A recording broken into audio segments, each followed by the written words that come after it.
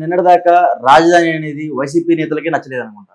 మరలా ఇప్పుడు కూటమి నేతలకు కూడా నచ్చట్లేదు. ముఖ్యంగా బొలిశెట్టి సత్యనారాయణ జనసేన నాయకుడు. సో అతనికైతే మరలా ఒకసారి పునరాలోచించుకోండి. వైజాగ్ అయితే క్యాపిటల్ అయితే బాగుంటది, అమరావతి అయితే మళ్ళీ ఫస్ట్ కానీ డబ్బులు పెట్టాలి, టూ మచ్ ఆఫ్ ఇన్వెస్ట్మెంట్ పెట్టాలి. వైజాగ్ అయితే ఆల్రెడీ అభివృద్ధి చెందింది, సో దీని మీద మళ్ళీ మీరు ఫోకస్ చేయాలన్నట్టుగా ఒక లెటర్ అయితే నిన్నైతే విడుదల చేశారు. సో దాని మీద మీరేం చెప్తారు? ఏమండి, ఎవరికి నచ్చినట్టు వాళ్ళకి రాజధానులు పెట్టేయాలంటే ఎలాగండి? నాకు కూడా మా ఇంట్లో పెట్టేస్తారా? ఆల్రెడీ అమరావతి అనేది దానికి ఒక ఎందుకు పెట్టారు అనే దాని మీద కూడా చంద్రబాబు నాయుడు గారు ఆల్రెడీ వివరణ ఇచ్చారు. ఒక రాజధాని పెట్టినప్పుడు చాలా అంశాలు అందులో పరిగణలోకి తీసుకుంటారు. ఇప్పుడు వైజాగ్ డెవలప్ అయింది, కరెక్టే, ఎవరు కాదంటారు? వైజాగ్ ఇవాళ డెవలప్ అవడం ఏంటి, నా చిన్నప్పుడే అయింది అది. కానీ ఇప్పుడు కొత్తగా అక్కడ భవనాలు ఎక్కడ కడతారు? ఇప్పుడు కొత్తగా అక్కడ ఎలాగ మీరు సెక్రటేరియట్ అంతా పునర్నిర్మిస్తారు? ఇవన్నీ జరిగే పనులా? ఇప్పుడు ఆ బొలిశెట్టి సత్యనారాయణ గారు జనసేన సెక్రటరీ అంటున్నారు.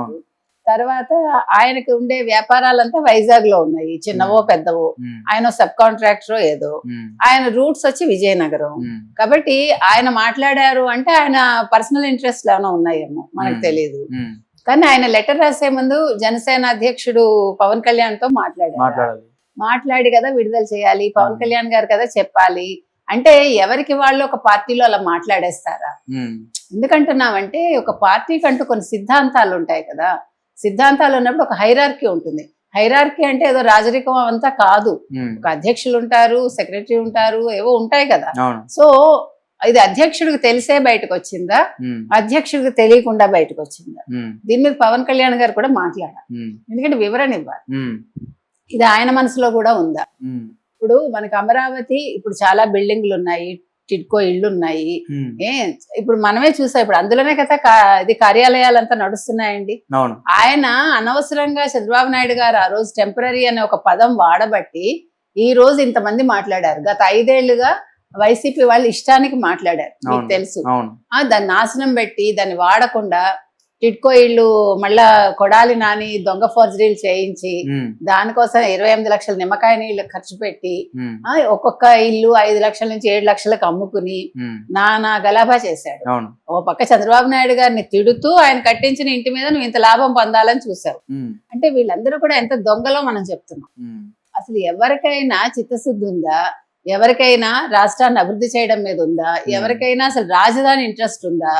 నేనేమో రాజధాని నాకు వైజాగ్ లో కావాలని నేనేమో రిషికొండలో 5 భవంతుల సముదాయం ఓ పెద్ద ప్యాలెస్ లా కట్టుకున్నాడు. దాని మీద 100 అబద్ధాలు. ఎవరు చెప్తున్నారు? అందరూ చెప్తున్నారు. అంటే ఇది ప్రజలు గుర్తించాల్సింది ఏంటంటే రాజకీయ నాయకుల అబద్ధాలు తెలుసుకుని వీళ్ళకి కీలరికి వాత పెట్టాలి. పెట్టారు ఆల్రెడీ, ఇది సరిపోదన్నమాట. ఇంత పెట్టినా ఇంకా బుద్ధి రావట్లేదు. అంటే వాళ్ళు ఏమంటున్నారంటే చంద్రబాబు అట్లా చెప్తాడు అంతే, విజనరీ అంటాడు, అంతేం ఉండదు. లాస్ట్ టైం కూడా ఈ శంకుస్థాపన చేసింది వేరే వాళ్ళైతే ఈయన పేరు చెప్పుకుంటారు ఇక్కడ హైటెక్ సిటీ కూడా అని చెప్తున్నాడు. సో దీనికి ఏం చెప్తారు? వీళ్ళు వెళ్ళి చూసారండి, అంటే బిల్ గేట్స్ తోటి వెళ్ళి చంద్రబాబు డూప్ కూర్చున్నాడా లేకపోతే కాంగ్రెస్ నాయకుడు వెళ్ళి కూర్చున్నాడా? వెయిట్ చేసింది ఎవరు? చంద్రబాబు నాయుడు కాదా ముఖ్యమంత్రిగా ఉండి? అంటే వీళ్ళు చూసారా? మాట్లాడడానికి ఏముందండి? ఇప్పుడు ఒకరికి అసలు మీకు జగన్మోహన్ రెడ్డికి ఉండే పెద్ద సమస్య ఏంటంటే ఆయన తండ్రిని పొగిడితేనే భరించలేడు. మీకు తెలుసా సంగతి? మీరు వైఎస్ రాజశేఖర రెడ్డి పేరు చెప్పి ఆయన ఒక స్టేజ్ మీద ఉండగా ఒక వేదిక మీద ఎవరు జగన్మోహన్ రెడ్డి ఉన్నప్పుడు జగన్మోహన్ రెడ్డి పేరు తీయకుండా మీరు వైఎస్ రాజశేఖర రెడ్డిని పొగిడి చూడండి. ఆయన ఏమీ మాట్లాడు, ఒక్క పని కూడా మీకు చెయ్యడు, లాస్ట్ లో దిగి వెళ్ళిపోతాడు. మీరు అబ్జర్వ్ చేయండి కావాలంటే. భరించలేడు. తండ్రిని పొగిడితేనే తట్టుకోలేడు. హీస్ వెరీ ఏమనాలి, ఒక కాంప్లెక్స్ మనిషి అన్నమాట. అందరూ తన్నే పొగడాలి. చెల్లెల్ని పొగిడితే కూడా భరించలేడు. షర్మిలను వాడుకున్నాడు, ఎందుకు పంపించేశాడు? షర్మిల ఆస్తి అడిగింది ఒకటి, షర్మిలకి పేరు వస్తుందని ఒకటి. ఇప్పుడు షర్మిల రాజకీయంగా తనకి ఎక్కడ అడ్డొస్తుందో అని భయం. ఇప్పుడు ఈయన నిన్న మనం చూసామండి, నెల్లూరు వెళ్ళాడు ఆయన. నెల్లూరు ఎందుకు వెళ్ళాడు? ఒక పిన్నెల్లి రామకృష్ణారెడ్డి అనే ఒక మాజీ మంత్రి, ఆయన పిన్నెల్లి రామకృష్ణ, ఇక్కడ కట్ చేసుకున్నాము, పిన్నెల్లి రామకృష్ణారెడ్డి అనే మాజీ ఎమ్మెల్యే అరెస్ట్ అయితే ఆయన ఎందుకు అరెస్ట్ అయ్యాడు? ఈవీఎంలు బద్దలు కొట్టి శేషగిరిరావు అనే ఒక తెలుగుదేశం ఏజెంట్ మీద గొడ్డలతో దాడి చేశారు. దీనికి 307 పెడతారా? ఆయన చాలా మంచివాడు కితాబిస్తాడు ఈయన దృష్టిలో బుట్టమ్మ అంతంత మాత్రం, కొడాలి నాని సౌమ్యుడు, ప్రతి వాళ్ళు సౌమ్యులే, మహాముదుర్లందరూ సౌమ్యులు ఆయనకి, వాళ్ళందరూ మంచివాళ్ళు. సో పిన్నెల్లి రామకృష్ణారెడ్డి చాలా అమాయకుడు, 4 సార్లు ఎమ్మెల్యేగా ఎన్నికయ్యాడంటే ఎంత మంచివాడు, ప్రజల్లో ఎంత మంచి పేరుంది. అంటే నేను చెప్పేది ఈ జగన్మోహన్ రెడ్డి లాంటి వాళ్ళు చేసే పనులు చెప్తున్నాం. కాబట్టి ఈయన హైటెక్ సిటీ అని ఆయన భరించలేడు, ఇక్కడ కేసీఆర్ తట్టుకోలేకపోయాడు. ఇప్పుడు మీరు చంద్రబాబుకి పేరు వస్తుందనే కదా జగన్మోహన్ రెడ్డి బాధ, అందుకే అమరావతి వద్దనేది అసలు. ఇంకొకటి ఆయన క్యాస్ట్ ఫీలింగ్ ఒకటి ఉంది, ఆ కమ్మవాళ్ళు అన్నాడు, మరి 100 మంది రెడ్లను పెట్టుకున్నాడుగా చుట్టూ, వాళ్ళకి అసలు ఆ పొజిషన్ లో కూర్చోపెట్టడానికి అర్హత లేకపోయినా ప్రత్యేకంగా తెచ్చుకున్నాడు కదా. ఒక డీజీపీని తెచ్చుకున్నాడు, జవహర్ రెడ్డికి కూడా అంతే కదా, సీనియర్లను కాదని పెట్టుకున్నాడు.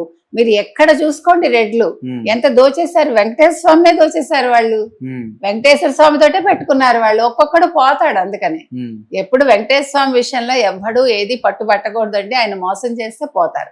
ఇక ఈ బొలిశెట్టి సత్యనారాయణ విషయానికి వస్తే, ఈయన అసలు ఎందుకు ఈయనకు అవసరం, ఇప్పుడు అమరావతి ఆల్రెడీ అక్కడ ఉంది, కన్స్ట్రక్షన్స్ ఉన్నాయి, ఆల్రెడీ టిడ్కో ఇళ్ళు ఉన్నాయి, ఆల్రెడీ కొంతవరకు అది జరిగిపోయింది. ఇంకా అది కొద్దిగా భవన సముదాయాలు ఎవరి కోసం అడిగాడు ఆయన నిన్నను, కేంద్రాన్ని, ఈ ఎమ్మెల్యేలు లేకపోతే ఐఏఎస్ ఐపీఎస్లు వాళ్ళందరికీ కూడా గృహ సముదాయాలు, భవన నిర్మాణాలు, గెస్ట్ హౌజులు కావచ్చు.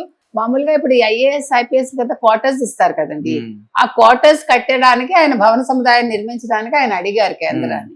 కాబట్టి ఈ రోజు అంటే ఒక ఏమనాలి, రాజధానికి కావాల్సింది ఫస్ట్ చుట్టూ నీళ్లు ఉండాలి, నీరుంది, వసతులు ఉండాలి, అంటే భూగర్భ జలాలు ఉండాలి, చుట్టూ పర్యావరణం బాగోవాలి, తర్వాత చెట్లు ఉండాలి, తర్వాత సెంటర్ లో ఉండాలి.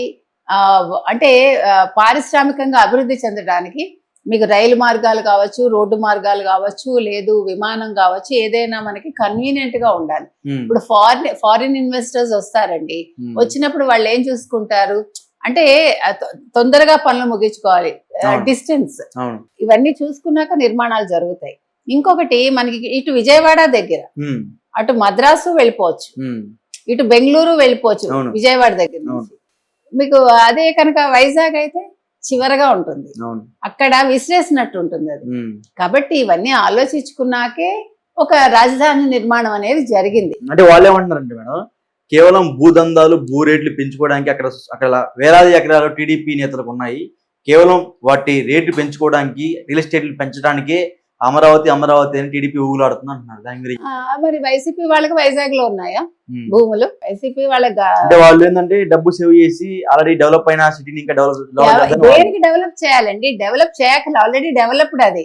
మీకు తెలియదేమో, కాస్ట్ ఆఫ్ లివింగ్ లో నా చిన్నప్పటి నుంచి highest Vizag. Do you know that? చాలా హైయెస్ట్. అంత అలాంటి చోట్ల మనకి అక్కర్లే నిర్మాణాలు, ఎందుకంటే ఇంకా రేట్లు పెరిగిపోయి మధ్యతరగతి వాళ్ళు బతకలేరు. మీరు ఫస్ట్ ఆలోచించాల్సింది ప్రజల గురించి ఆలోచించండి. నాకు వ్యాపారాలు ఉన్నాయి కాబట్టి ఇది మీరు రాజధాని చేసేయండి అంటే కుదరదు. మీరు మధ్యతరగతి మానవుడు బతకడానికి మార్గాలు చూడండి. మీరు ఆల్రెడీ డెవలప్ అయిపోయి హైయెస్ట్ ఇదిలో ఉన్నదాన్ని మీరు ఇంకా డెవలప్ చేస్తే ఏమవుతుంది? అప్పుడు మీరు రెంట్లు ఇంకా పెంచేస్తారు, అవునా కాదా? ఇంకా అన్ని ధరలు ఎక్కువే అక్కడ మీకు. అవన్నీ కాదు, ఇప్పుడు మీరు అమరావతిలో ఒక సగటు మానవుడు బతకగలదు.